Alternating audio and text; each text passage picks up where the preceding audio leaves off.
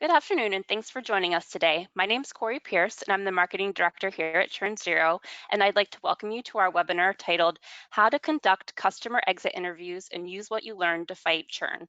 Before we get started, I'd like to remind you that we are recording this session, and we will be sending out a link to the recording 24 hours after this webinar. Throughout the presentation, we welcome you to submit your questions, and we'll try and answer them as we go, and also we'll do a Q&A portion at the end of this webinar.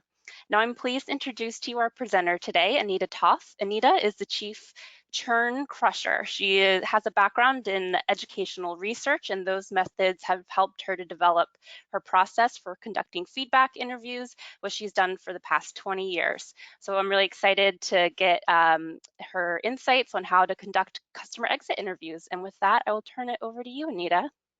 Thank you very much, Corey. I'm excited to be here. I hope you are too. The goal of this webinar is to teach you the actual process, take you through step by step. And so let's get started.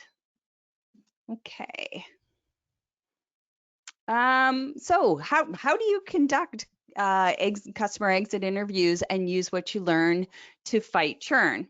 Well, let me just start by introducing myself. Corey mentioned I'm Anita Toth, and I've been conducting feedback interviews for 20 years. The tips you're going to learn today are based on the methods I use while working for 16 years in a university research institute. So that's what I'm here to show you today. And it's never easy learning that a customer is leaving. But as they prepare to leave, what you have is a rare opportunity to find out why. So exit interviews, when properly structured and executed, they provide a unique chance to dig deep and discover valuable information, which can lead to actionable churn-preventing insights. So what we're going to cover in this session, first of all, how to conduct exit interviews. The second thing is the expert ways to dig deep and discover the most valuable information from those exiting customers, and then how to take that valuable data and use it to prevent other customers from leaving.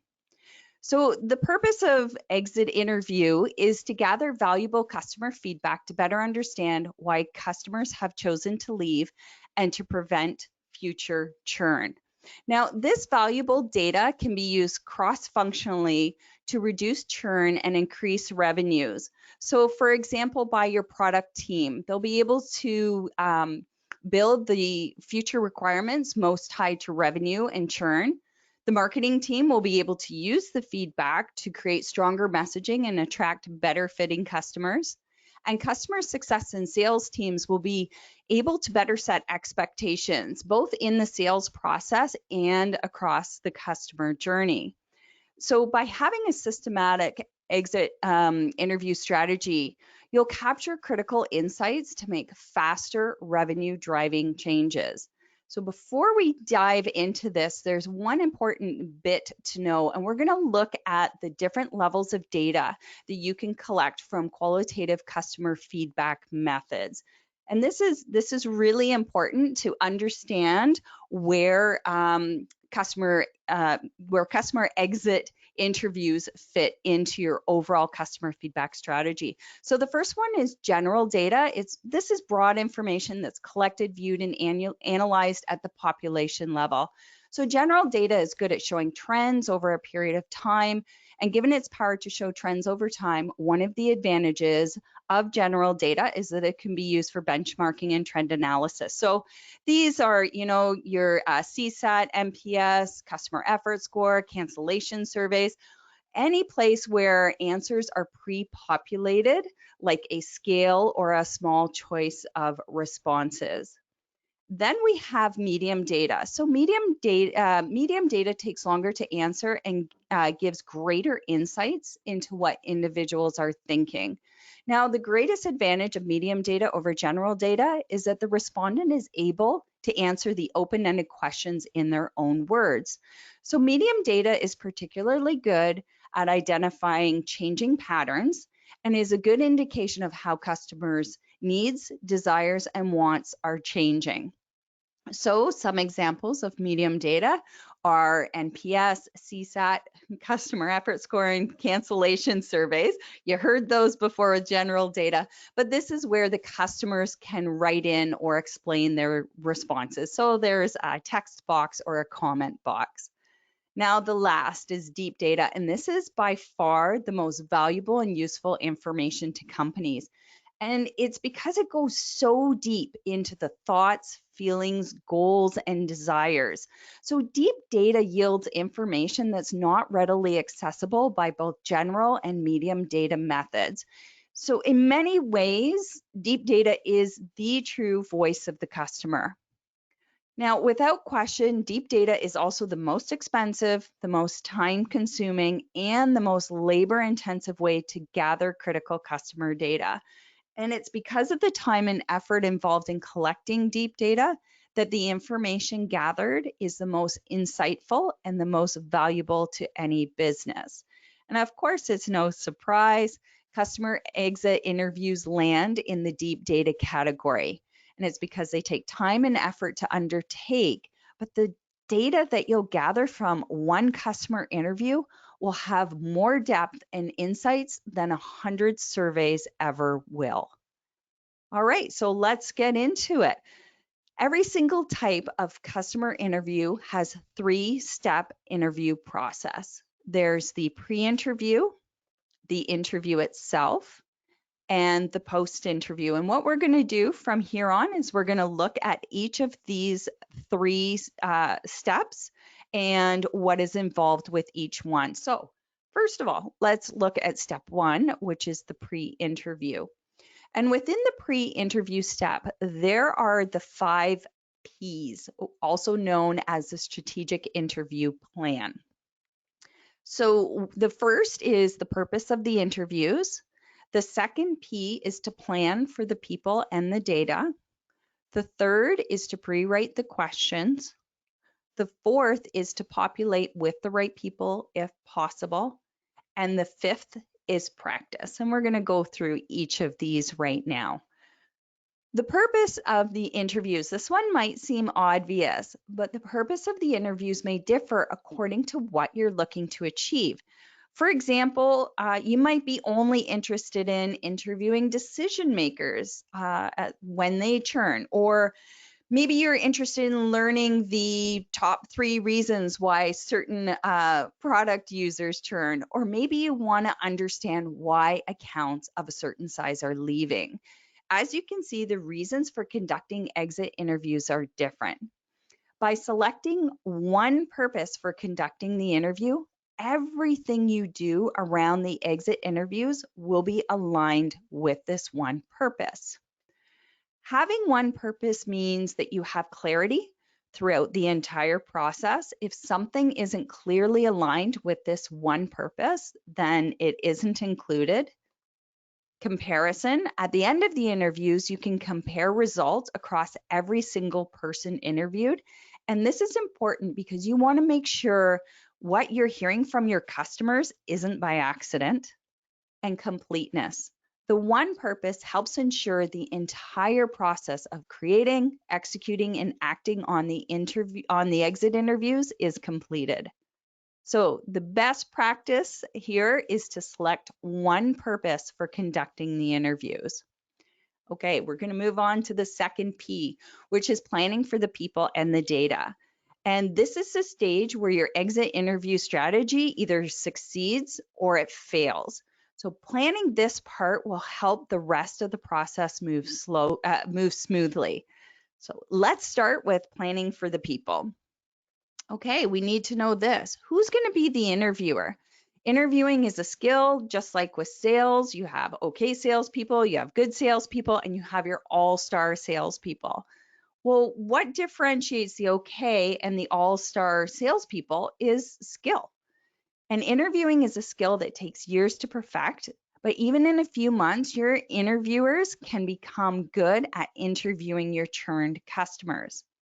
What you want to do is dedicate 2 team members to undertake all the exit interviews. The reason to dedicate team members is it builds their interviewing skills. They'll be better able to identify emerging information, so new reasons why customers are leaving. They won't be associated with the customer. And if one of them is unavailable or maybe they change jobs, you still have a trained interviewer available.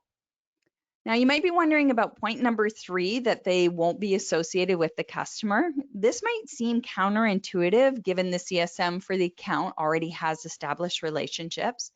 But the reason why you want an interviewer who isn't associated with the account is because the customer can feel free to be more honest about their feelings without worrying they might hurt the feelings of the CSM that they know. And we're moving on to what is the appreciation thank you gift. Okay, so the customer's leaving. The exit interview is your last chance to speak with them before they go. The customer has generously offered to spend time that they can never get back just to be interviewed by your team. Really, the customer has no obligation to do this. The customer is helping you without benefits to them. And this is your opportunity to make a good last impression, even if the customer is very unhappy. The appreciation thank you gift should be a choice of 2 different options. One is to donate a set dollar amount in their name to the charity of their choice, or the second is a set dollar amount gift card. Now, you want to set aside some budget to cover the cost of these options, and you can choose how much each option should cost. I generally suggest between $60 to $150, depending on what level you're interviewing. Anything less than this doesn't show the value of their time, and anything more than this, it may appear as if you're trying to entice them to come back. Now, just as you need to plan the people part of your exit interview strategy, you're also going to need to plan the data part. And the most common mistake is that companies overlook this step. We're all eager to start talking to customers, but the real driver of change is what you do with the data you gather. So let's focus on the second part of the planning for people and data. And this is planning for the data. One of the reasons companies shy away from undertaking interviews is the amount of work that goes into transcribing the interview data. And at one time we did this manually. You don't need any more. There's AI to do it. But for a 30-minute interview, you can expect it to take up to 1.5 hours to transcribe, clean, categorize, and analyze the data. So that's for each interview. 30-minute interview, about 1.5 hours to do all the work associated with it. And there's 4 W's you want to consider around your exit interview data. The first one is who owns the data. Is that you? Is that someone on your team? The second thing you want to ask is who can access the data within your department and also from other teams like product, sales, and marketing. The third question you want to ask is who's going to analyze the data? So who will take the time to clean and analyze this data? AI platforms are great at quick transcription, but at this point, they make a lot of errors. So someone actually still physically needs to go through and correct the AI's mistakes. Who will that be? And then who will analyze the data to look for trends, not only between customers, but also over time as well. And you also want to decide who is responsible for determining actionable items. And then who is responsible for executing on them? Again, is it someone within your department or is it someone outside, perhaps product, sales, and marketing? So here are some of the best practices. You want to have 2 team members dedicated to conducting all exit interviews. You want to choose an appreciation or thank you gift. You want to decide on those 4 W's. Who owns the data? Who can access the data? Who will analyze the data? And who is responsible for executing on the data? Okay, we're going to move to the third P now, which is pre-write the questions. I personally think that this is the fun stuff. I love creating these questions. And this is where you get to determine the types of questions that you want answered. As with everything you're doing with the exit interviews, the questions have to reflect the purpose that you determined in the first P, which was the purpose of the interviews. If this is your first time running exit interviews, for simplicity's sake, do not involve other teams in the process just yet. You'll want to have a full trial run of the exit interview process before bringing in other teams. And if you currently run exit interviews, input from other teams into the types of questions to ask is welcome, so long as the questions they're wanting answered are aligned with the purpose determined in the first P, which was purpose of the interviews. Okay, exit interviews should be no longer than 30 minutes. This means approximately 5 to 10 questions only, and I'll explain why in the next section. And I want to let you know that questions should be categorized into 2 or 3 major themes. I'm going to describe what that means right now. So, for example, if your purpose is to understand why accounts of a certain size are leaving, your themes might be 1, reason for leaving, why they're leaving, how they felt, how they came to the decision, product, what they hope to achieve with the product, what they did like, what they didn't like, and maybe something around communications. Were there too many touches? Maybe there weren't enough. What did they like? What didn't they like? Just from this example alone, I have 3 themes and 10 questions, and that is plenty of questions for a 30-minute interview. Okay, these are the best practices for pre-writing the questions. One is that the questions must be aligned with the purpose of conducting the interviews. Interviews should be maximum 30 minutes and have 2 or 3 themes with a maximum of 5 to 10 questions for the entire interview. This section of step 1, the pre-interview, can be the most challenging of all the pre-interview parts. And that is, if anyone's ever tried to conduct interviews, it's populating with the right people as much as you possibly can. Populating with the right people is critical for the success of your exit interview strategy. And depending on the purpose of the interviews you decided in the beginning of the 5 Ps, who you invite will differ. If your purpose is to, if your purpose is to get a better understanding of all customers in the account, then you'll be reaching out to everyone. However, if you're just wanting to speak with the decision makers, you'll only be reaching out to them. And this matters because you will want to have enough customers participate so you can start seeing patterns. You start seeing patterns in the responses when you get to 10 interviews or more. When you're first starting out, assume that 5 to 10% of people will choose to participate. This is particular for self-success or low-touch environments, and 25 to 30% for high-touch, unless you have a very good customer engagement strategy. There are 2 ways to recruit customers into your exit interviews. The first one is via a cancellation survey, and the second is directly asking them to participate. For recruiting via survey, if you have a customer base that is self-success, so that might be low touch or tech touch, the best way to recruit customers is through a cancellation survey. The cancellation survey will provide you with some details about the reason for canceling, and you can ask if they'd be willing to participate in a call to better understand those reasons. If your customer base is high touch, asking for direct participation is the best course to take. And you can do this by email or on a call or even at the last QBR, EBR. As is the case with most of us, once we've decided to leave, that could be a place, a job, or relationship, our minds start focusing on the future and we want to move forward and leave the past behind. So this is rather surprising, but the biggest obstacle you're facing in getting participants for your exit interviews is that in their minds, they've already moved on. And that's why it's so important to ask for these interviews as soon as you find out the customer is leaving. Each minute, hour, day, or week that slips by means your customers are less likely to participate.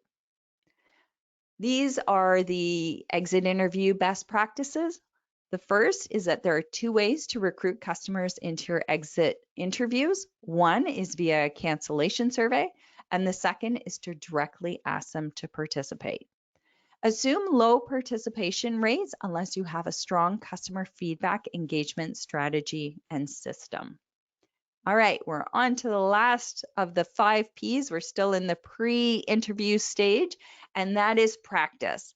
I touched on this earlier, but interviewing is a skill. Before your interviewers start interviewing customers, they should practice mock interviews with the team. Use the questions you've created to see how they flow and see if they might need to be changed. Assign different scenarios to your mock customers so that some are leaving with a positive experience of your company and others are leaving with a negative experience. And you really want to encourage your mock customers to express different emotions like joy, anger, disappointment, and even ambivalence. The interviewers will experience this range of emotion when they're interviewing real customers. So it's immensely helpful for the interviewers to learn how to handle these emotions in practice scenarios where they can safely make mistakes and learn new ways of handling the interview process. Okay, so here is the exit interview best practice.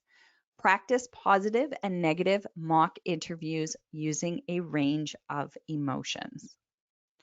Okay, we are now finally in the interview. Yes, there's a lot of work as you've seen in the pre-interview. The interview itself is actually pretty straightforward. I think they're fantastic. I learned so much from them. So this is where you can get the deep knowledge that can inform action and help lead to stronger decisions. I'm not going to spend too much time here, but I'll take you through the basic structure of an interview. The first is the introduction. This is the place where trust is built. If it's done well, the customer should feel comfortable that they can share their true responses to your questions. They will open up and share those things that typically are locked inside, and truly that is the gold that you're searching for. The second is where you ask questions. This is pretty straightforward. You'll want to be aware of how you ask questions and when to probe for more details. And lastly, the close. This is where you'll close the interview and offer that appreciation thank you gift. This is probably the best time to mention this, but you want to record all of your exit interviews. And the reason why you want to record them is so that you can transcribe and analyze them later. Okay, here we go. Exit interview best practice. Each interview should have the following stages: the introduction, asking questions, and close. And lastly, remember to record all of your exit interviews. Okay, we're going to now get into the post-interview. What happens here? The post-interview, with the interviews completed, now it's time to make sense of all the data and start tying it to team and company objectives and metrics. I suggest collecting all of your interviews into one place that those teams and people who you identified earlier can easily access. This could be something like a VOC program, your CRM, or even a Google Drive spreadsheet file is fine. Now, the first thing you want to do is broadly categorize according to your themes. So you chose those themes back in step 1 when you were pre-writing the interview questions. If you remember back, I gave this example. For example, if the purpose is to understand why accounts of a certain size are leaving, your themes might be 1, the reasons for leaving. So again, why, how they felt, how they came to make that decision. The second maybe is around product, what they hope to achieve with the product, what they liked, what they didn't like. And maybe the third is around communications. So were there too many touches? Were there not enough? What did they like? What didn't they like? The themes you'll categorize with are reasons for leaving, product, and communications. So it's going to look something like this. This is just an example. It's all you want to do. You can see service, communications, and responsiveness in this particular example are the broad reasons or themes that are chosen for why your customers are leaving. So once you've gone through, you've broadly categorized your themes, the next thing you want to do is look for positive and negative sentiment.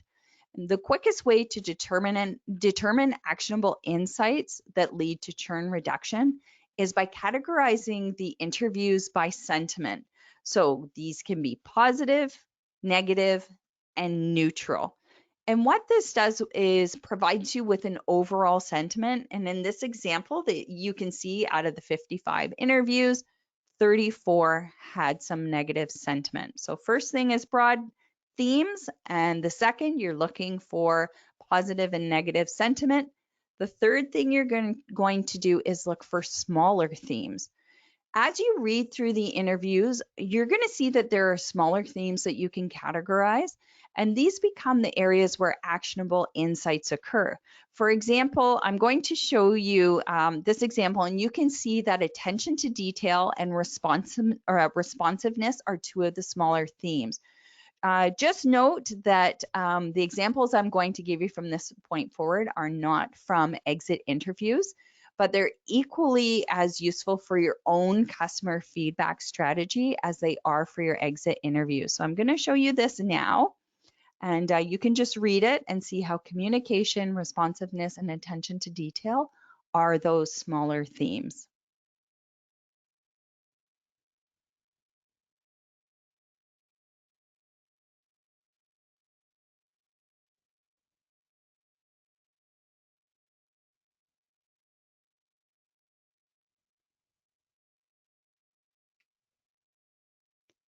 So what you want to do with your smaller themes, once you've gone through and identified them, is you want to rank the smaller themes according to the biggest impact on churn and revenue.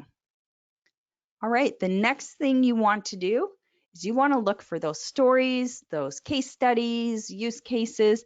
And this is the best part of conducting exit interviews is you get those stories, those case studies, those use cases. If trust is properly established in the introduction of the interview, the customer should feel comfortable enough to share their true deep responses rather than their socially acceptable surface level ones. What ends up happening is customers will open up and tell you stories, both the good and the bad. And often in those stories, you'll hear their true thoughts. And this is because they're speaking. And when we don't filter our thoughts in speech as much as we do in text. In reading through the transcripts, you're going to find stories for case studies and maybe even discover some new use cases. Here's an example I want you to read and see if you can figure out the main story being told here and the possible outcome that might happen with this particular customer.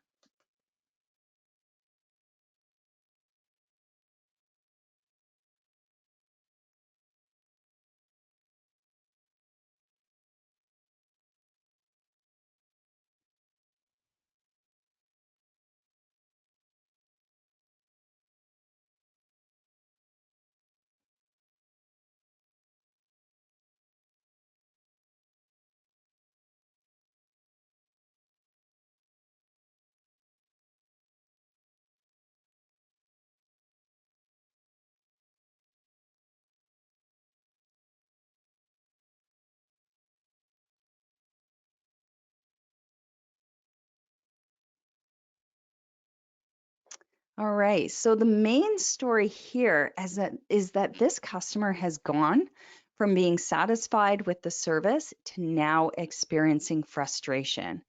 The outcome of this, if the situation continues as it is that this customer is at a high risk of churning. So these stories become the basis to brainstorm the right improvements to address the situation raised by the customer. Because these are the customer's actual words, their thoughts, their feelings, it becomes harder to disregard or question those words, thoughts, and feelings. What you want to do is also to look at the CSM's internal notes about the reasons the customer gave as to why they're leaving. What you might find is that there's a bigger gap than anticipated between the CSM's notes and the customer's view in the exit interview. Now, the last point about the stories, case studies, new use cases is that by recording the exit interview, you can include portions of the video or the audio or the text in your presentation to your internal stakeholders and set the stage for really powerful discussions. And lastly, sharing those results to drive action. At this point, you're ready to share the results of your interviews with those teams and team members that you identified back in step 1 in the pre-interview stage. You want to send an email to internal stakeholders informing them of the trends you've seen throughout the interviews. You're going to want to meet with internal stakeholders to review the feedback, assign actions in an accessible place to the respective area of business where the churn or revenue impact will be the greatest, and measure the change in sentiment over time. You also want to email internal stakeholders to get updates on progress and provide visibility into the impact of actions. If the customer left because there's a feature that's lacking, reach out to them and let them know when this feature might be available. If necessary, you can also hand this off to your sales team to follow up. And reconnect with your customer roughly 90 days after the last date of service. You never know. If they're working with a competitor, they might not be satisfied and are willing to reconsider. So create a special offer for canceled clients. For example, they could come back within a specified time frame without incurring implementation fees a second time. All right, let's look at the exit interview best practices. The first thing, you want to collect interviews all in one place. You want to broadly categorize those themes, then look for positive and negative sentiment. You're going to look for smaller themes. You're going to look for those stories, case studies, use cases, and then you want to share the results to drive action. Now, let's look at the 3 biggest challenges that you are likely to encounter and their solutions. Just like with any business activity, there will be some challenges with your exit interviews. Here are 3 of the most common challenges and their solutions. So the first one is actually creating a customer interview program. Setting up can be a challenge. What I've done is created a mini guide with the best practices that I've covered in this webinar. You can download this mini guide, and I believe Corey will be sending it out as well with this recording. So this mini guide is to help you ensure that you have all of those proper pieces in place for a really great customer interview program. The second is interview skills development. So set aside a weekly block of time so your 2 interviewers can practice and develop their interview skills. The second challenge is struggling to gain customer participation. And there are 3 things that you can do to overcome this. The first is set the expectations early. So early on in the customer relationship, set the expectation that an exit interview will take place when the customer cancels. If the time comes and the customer cancels, they're already aware that the exit interview is part of the cancellation process. The other thing you might want to do is to add a contract. Consider adding the exit interview to the contract as part of the cancellation process. Because the customer signed the contract agreeing to its terms, it's easier to get your customers to participate when the time comes. And lastly, end on a good note. If the expectation of an exit interview hasn't been set either verbally or in the contract, let the canceling customer know that you'd like to end the relationship on a good note by asking about their experience with your company. And then lastly, analyzing the data and finding the right stories. You can do this in-house with data analysts. If your company has data analysts, approach them to see if they can help analyze the data. Remember, though, to record those interviews and get them transcribed so those data analysts have data to actually go through and analyze. And you can use VOC software. There are a number of voice of customer software programs that can be used to analyze your data. A quick online search will help you identify the best ones for your company. So this question often comes up. Should we hire in-house, or should we conduct in-house or hire a third party? Customer exit interviews can either be done in-house or you can hire a third party. To help you decide which is best for your company, here are the pros and cons of each option. Undertaking in-house. Some pros: new skills development. Getting good at interviewing means your team interviewers develop the skills to ask better questions. Then those skills can be used for other customer feedback tools like creating questions for surveys and focus groups. They really are better for early growth companies to be done in-house. Early growth companies are still learning a lot about their customers. So undertaking customer exit interviews in-house means that they can accelerate that learning. They're also cheaper. Costs to conduct and analyze exit interviews are far cheaper by having employees run and analyze the interviews. Now, here are some of the cons. They take a long time to complete. Conducting the interviews and analyzing all the data can take months.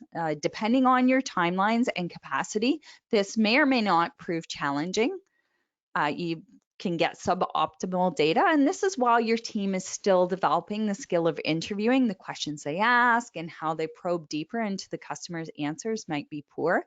So this can lead to suboptimal results from the interviews, and the programs are often quickly abandoned. Because customer exit interviews are so time and labor intensive, many companies just give up running the program after a few months. So running an in-house exit interview program also means increasing the risk of employee overwhelm or burnout. All right, let's look at hiring a third party. Some of the pros: professional skill set. Professional interviewers are experts at asking the right questions at the right time to get the right answers. And after all, this is what they do for a living. They're fast. By hiring a third party, you get a dedicated team working for you.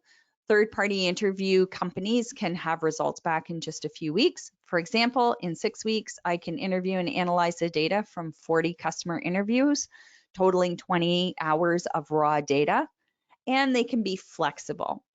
You can hire a third-party interview company whenever you need them for a project. Now, some of the cons of hiring a third party: they can be expensive. Because you're paying for experts, the cost of that expertise can be expensive. And depending on how much money you can recover by saving other customers with the insights you gain, it may be very well worth the investment, or maybe it's just not the right time. Right fit: depending on what you need, it may take time to search for and find the right expert to conduct and analyze your customer exit interviews.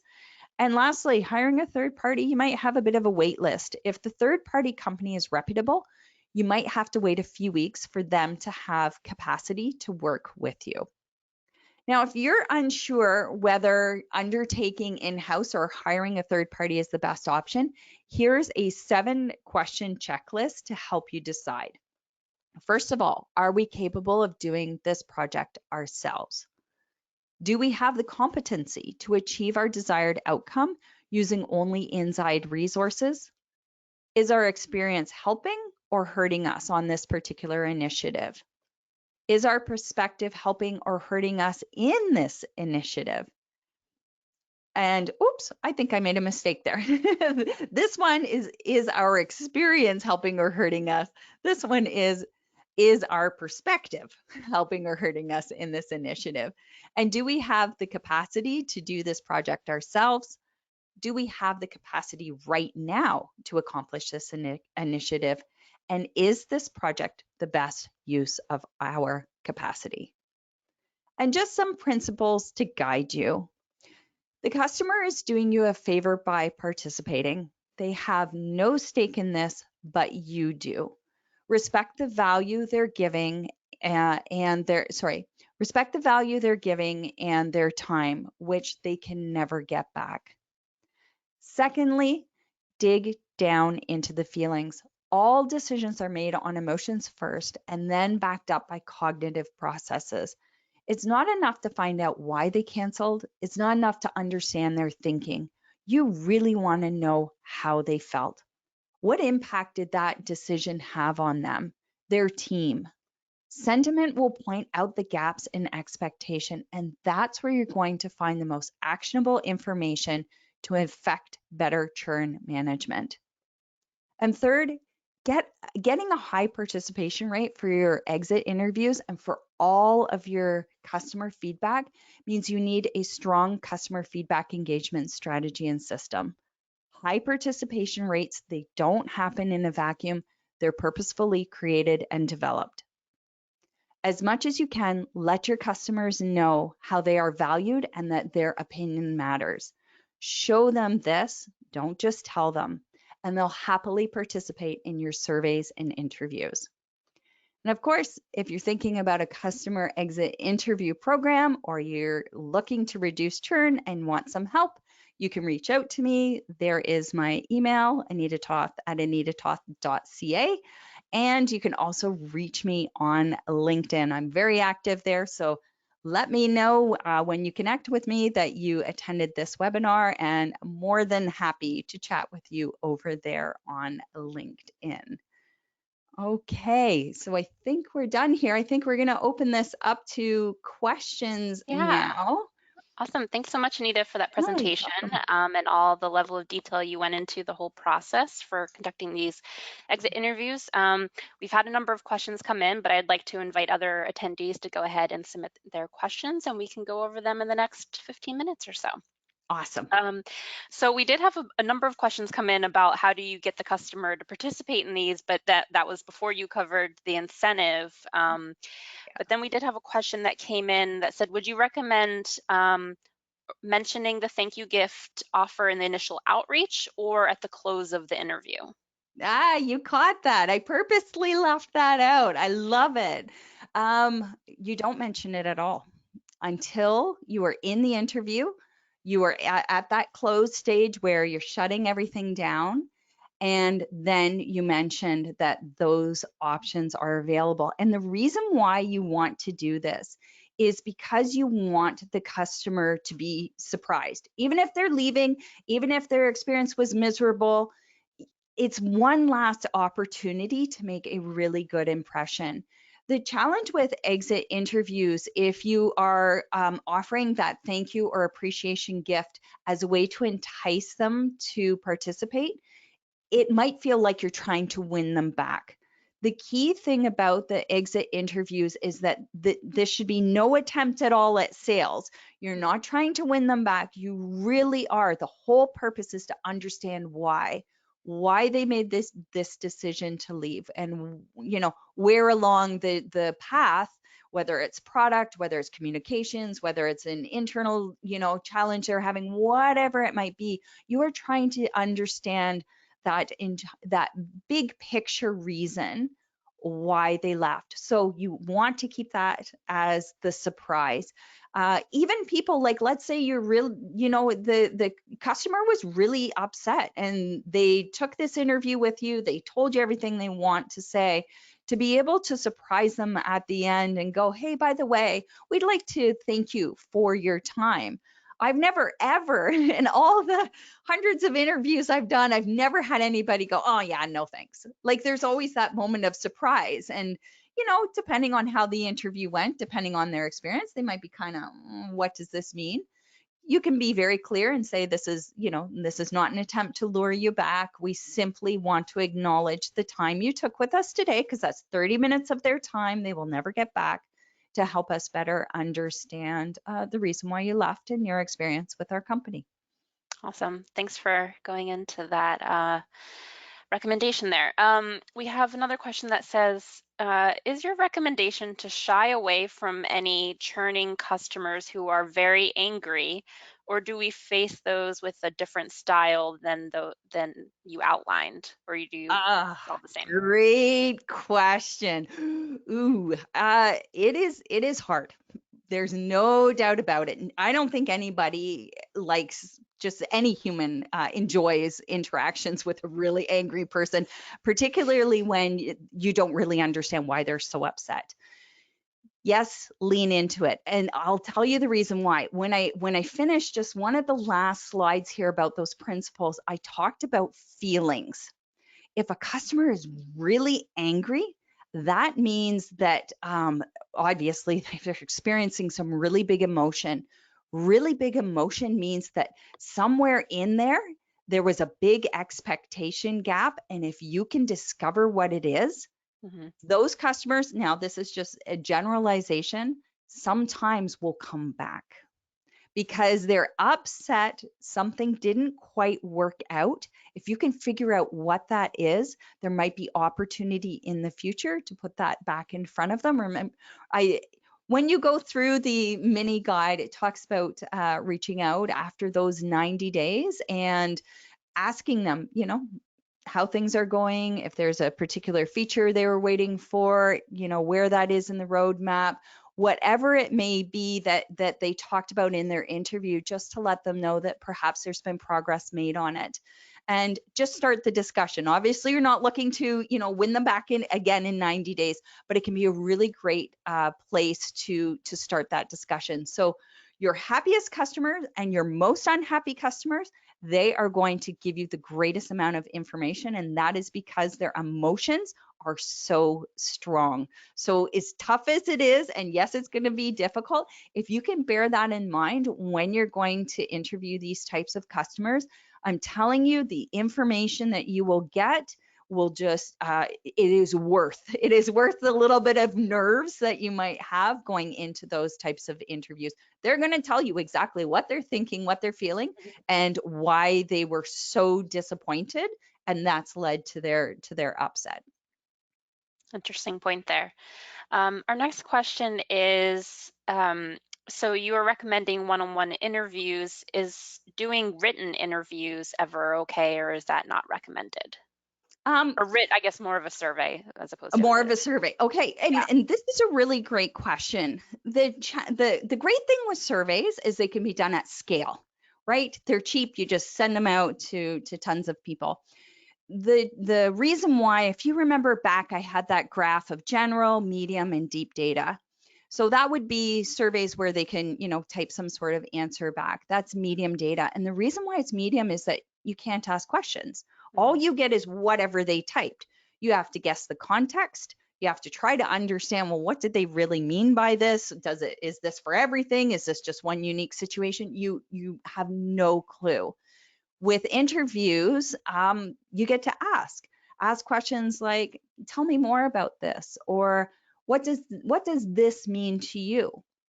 And then through that probing, you start to get an understanding of how they think, how they feel, what those expectations are. So any type of interview that's not one-on-one and face-to-face where people are talking, you're just not going to have that ability to be able to probe and really get those deep answers you're looking for. Okay. Our next question says, we currently require our customers to have a phone call when they request to cancel. Would you still recommend implementing a separate exit interview or conducting it during that time? It depends on, so I've seen two different scenarios. One is with the cancellation call. The purpose of the call is to try to win back the customer. So if that is the case, then no, you don't want to do the interview then. The focus is different. If it's truly the call is to help them cancel and maybe find out the reasons why, I would still go through and do an interview. We're talking 30 minutes. I've never heard one of those cancellation calls go for 30 minutes. The reason is, again, with your exit interviews, you're using the exact same questions.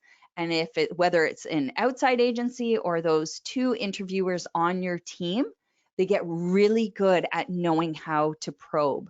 Whereas if it's just a cancellation call, the customer might think it takes 5 minutes. Suddenly you have them on the phone for 30. They are not happy. They just wanted to cancel and go. Give them the option. So again, just to sum up, if it's the first case, again, where the cancellation call is to try to win back, then you would not offer a customer interview. That would just be the purpose. If the purpose of the call is to understand a little bit about, why they canceled, you can have a little script there, just get the general understanding and then ask them if they'd be willing to talk to you and understand those reasons a little deeper. Got it.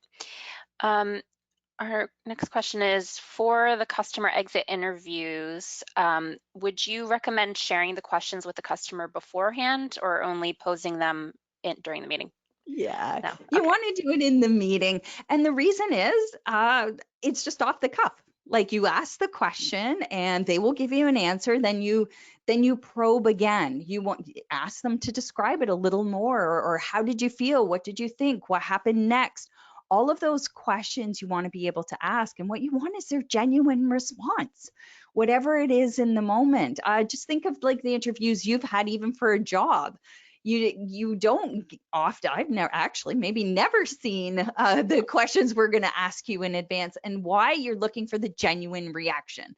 So you'll see it across somebody's face.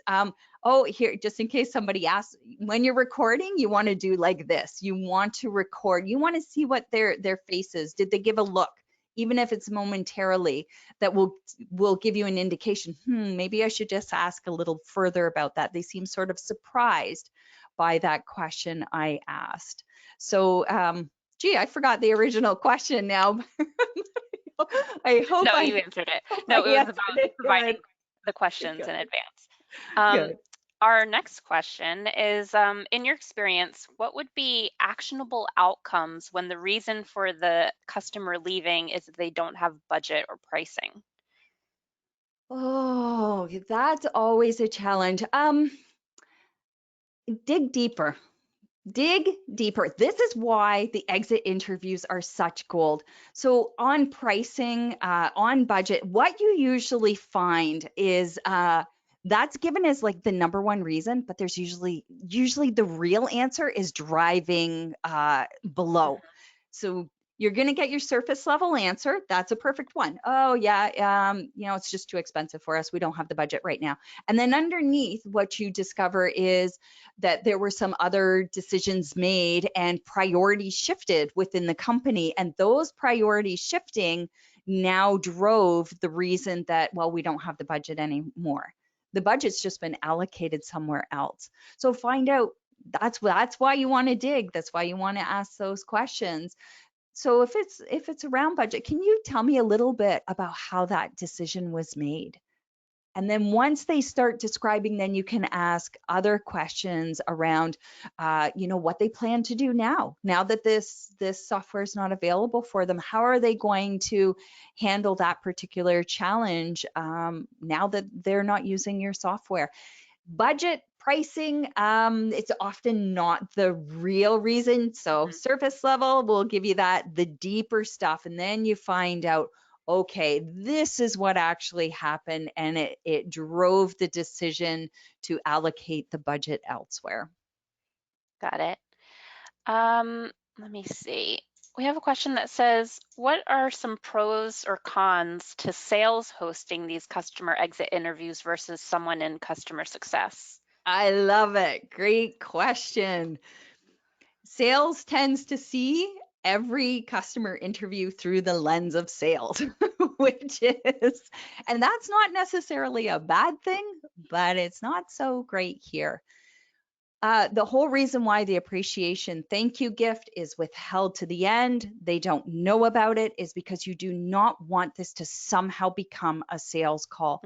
I don't think there's a single person who enjoys being hoodwinked, lied to, deceived. That's what can very easily happen if sales does this. That's just who they are. It's what they do all day long. It's kind of like asking a dog to become a cat. They can't, That's who they are. So really this needs to come from customer success. You guys are great at asking questions. You guys are great at digging and wanting to learn more about the customers and the challenges they have. So this is why it's a natural fit for the customer success team to do the customer exit interviews. Yes, please leave sales out. I know it sounds easier that they take it over, but really customer success, you guys have this already. It just needs to be developed a little further. That's all it is. That makes sense. We have a question that says, how do you draw people out to give more detail or information when they give a Ah, response? I love it. I love it. My favorite question is, tell me more about ... So if they say something like, even asking, what does success mean to them? Ask them, tell me more about what success means to you. What does this success look like for you? How will you know you've been successful? So those questions, just asking, tell me more. What will that look like? How will you feel? How will you know? Those are all the types of questions you want to ask. And if somebody is really just clamming up, like they really don't want to tell you anything, acknowledge it. Come right out and say, like, this seems to be really challenging for you or really difficult. I don't intend it to be, but acknowledge that they're uncomfortable, and then just say, this is the purpose. Restate the purpose, because trust hasn't been established in those first few minutes. And if they don't feel that they can trust you, that you really are not trying to sell them, you're not trying to win them back, you're not trying to manipulate them. If you go in with a general, like a curious mind, and look at it that way, rather than, well, this is a customer that left and I might hear things I hate. And if you go in with that, then your questions and how you interview will lead to that. But if you go in with genuine curiosity, maybe I can learn something here. When you go in with that mindset, the customers will pick up on it. They will know. And then with that, they will slowly open up and tell you more and more.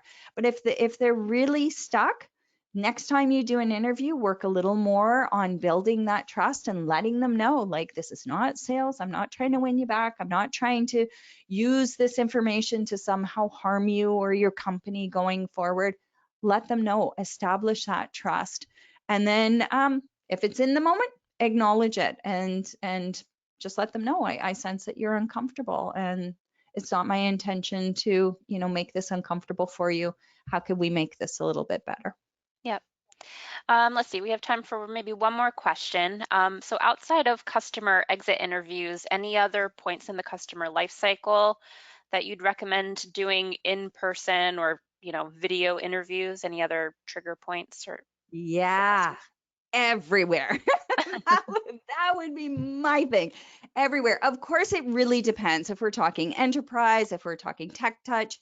The onboarding process, we know what a challenge that can be. It's one of the best places to start. Like, exit interviews are at the end of the process. Go to the beginning, and go through. There's nothing wrong with asking your customers about the process, and especially if your onboarding process is quite long, takes several months.